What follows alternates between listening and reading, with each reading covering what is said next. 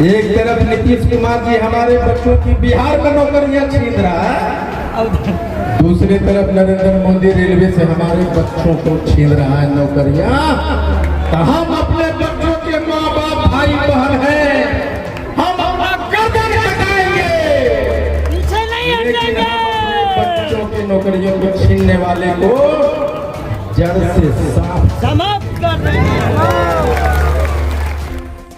बिहार विधानसभा चुनाव 2025 से पहले राजनीतिक अखाड़े में एक से बढ़कर एक नए खिलाड़ी उतर चुके हैं। कोई पिछड़ों और अति पिछड़ों की बात कर रहा है तो कोई युवाओं और रोजगार का मुद्दा उठा रहा है, लेकिन इन नेताओं की पार्टियों के नाम इतने भारी भरकम है कि आम आदमी की जुबान पर आसानी से नहीं चढ़ते। फिर भी ये नेता और उनकी नई पार्टियां चर्चाओं में जरूर है और बिहार की राजनीति का स्वाद बदलने का दावा कर रही है। सबसे पहले बात करते हैं प्रशांत किशोर की जनसुराज पार्टी की। पीके की ये पार्टी पहले ही महागठबंधन और एनडीए की नींद उड़ा चुकी है। दूसरी तरफ पुष्पम प्रिया चौधरी की द प्लूरल्स पार्टी भले ही पूरे बिहार में वोट ना काट पाए, लेकिन मिथिलांचल की कुछ सीटों का समीकरण बिगाड़ने की ताकत रखती है।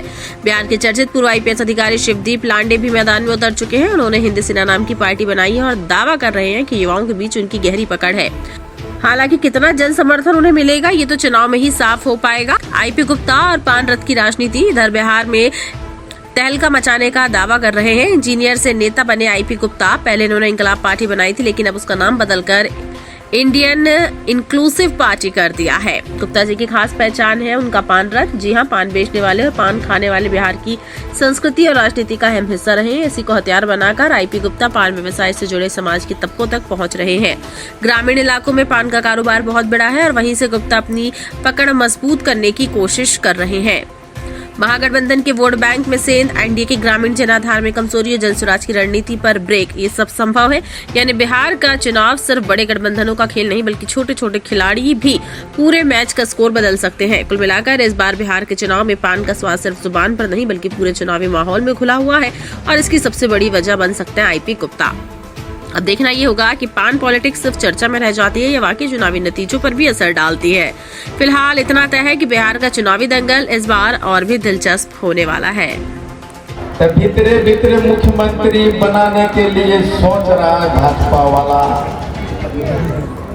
जहां ततवा खड़ा हो जाएगा वहां भाजपा मुख्यमंत्री बनाता है।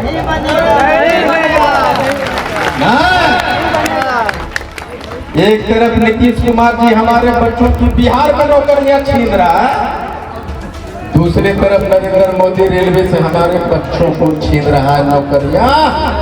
हम अपने बच्चों के माँ बाप भाई बहन हैं, हम गर्दन कटाएंगे, लेकिन हम अपने बच्चों की नौकरियों को छीनने वाले को जड़ से साफ कर देंगे।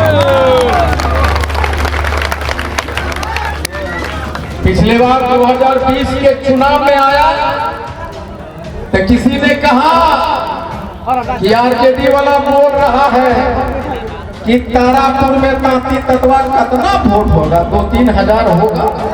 जहां बैठ के आरजेडी वाले गप कर रहे थे वहां जमुई के वो था, उन्हीं के पार्टी के वो बोला, ओए गुप्ता जी बड़ा उछलित रहो हो, तारापुर में तो 2-3 हजार वोट में आरजेडी पास लिस्ट दवा है।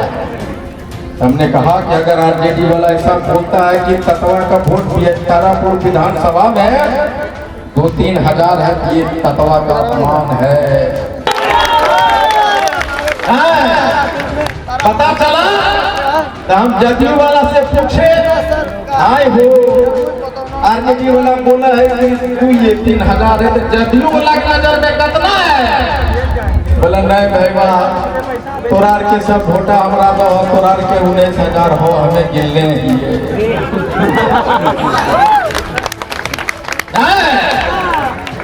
आरजेडी क्यों हारता है? ओकर गणना में गलत है।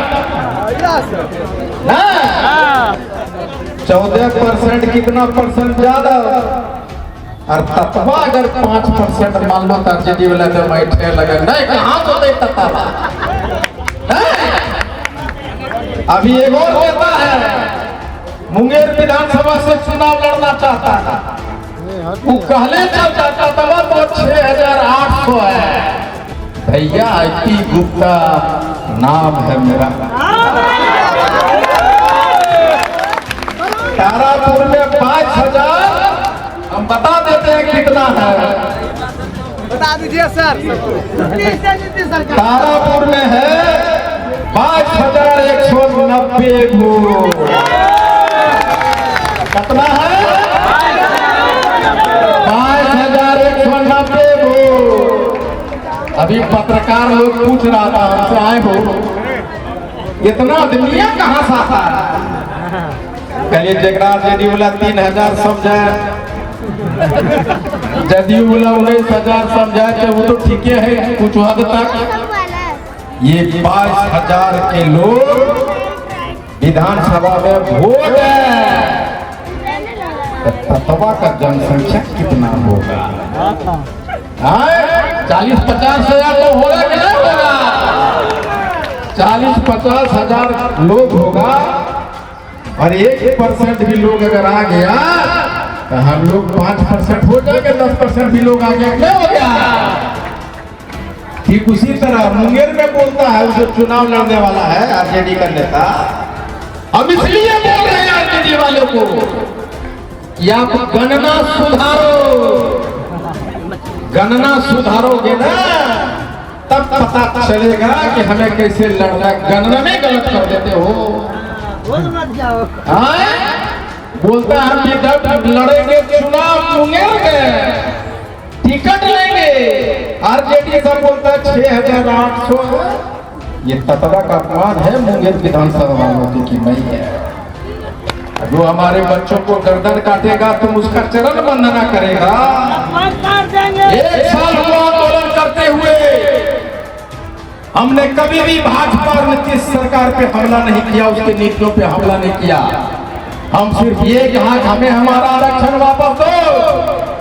लेकिन आज मैं कह रहा हूं नीतीश कुमार और मोदी को उखाड़ फेंकूंगा। उसका कारण सिर्फ एक